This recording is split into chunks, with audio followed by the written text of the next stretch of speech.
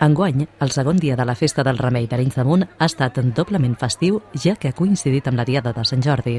Per aquest motiu, la riera es va omplir de les tradicionals parades de llibres i roses.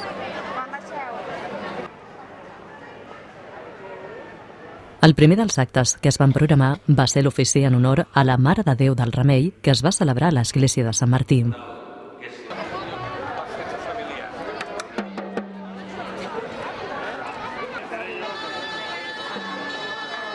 Seguidament, els gegants d'Arenys de Munt van sortir al carrer convidant a tothom a ballar i passar-ho bé en una rua que va recórrer diversos carrers del poble.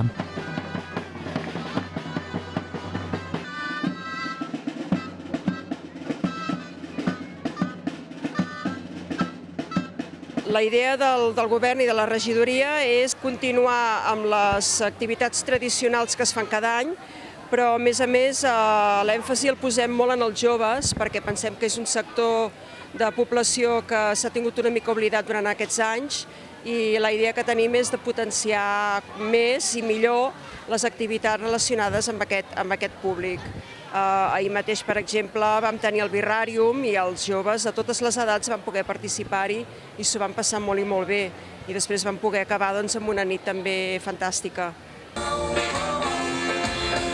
A la tarda, la plaça de l'església es va omplir de petits i grans que van gaudir de l'espectacle de reggae per xics de la companyia de Penguins, que van tocar cançons infantils clàssiques amb ritme de reggae.